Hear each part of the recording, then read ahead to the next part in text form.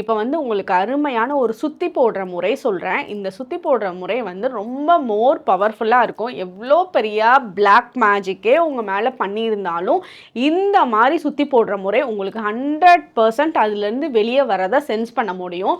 நீங்கள் சுத்தி போட்டு அந்த அன்னைக்கு நைட்டே உங்களால் ரொம்ப லைட்டாக காமாக நிம்மதியாக தூங்குறத வந்து உங்களால் உணர முடியும். அப்போ தெரிஞ்சுக்குவீங்க எல்லா நெகட்டிவிட்டியும் வெளியே போச்சு அப்படின்றத.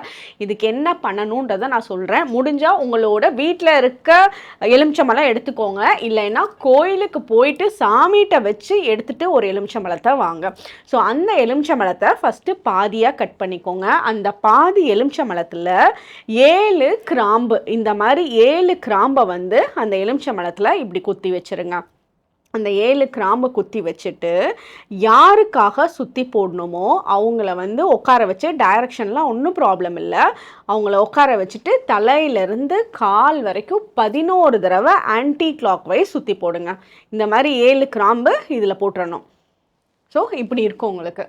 இந்த மாதிரி வச்சுட்டு தலையிலேருந்து கால் வரைக்கும் 11 தடவை சுற்றி போட்டுக்கோங்க. நமக்கு நாமே சுற்றி போடுறதுனாலும் போடலாம், இல்லை உங்களோட ஃபேமிலி மெம்பர்ஸ்க்காக சுற்றி போடுறதுனாலும் போடலாம். இந்த மாதிரி இருக்கும்.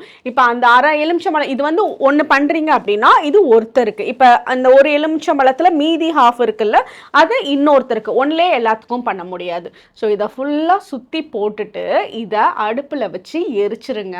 இல்லை சாம்பிராணி எரிக்கிறதுல போட்டு எரிச்சிருங்க. மொத்தத்தில் இதை எரிச்சிடணும், பேர்ன் பண்ணிடணும்.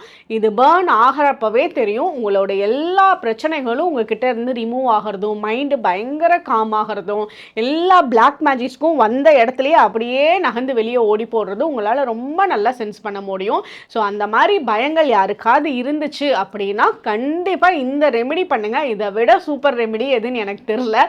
ஸோ இந்த ரெமெடி பண்ணுங்கள், கண்டிப்பாக சேஞ்சஸ் வரும். தேங்க்யூ.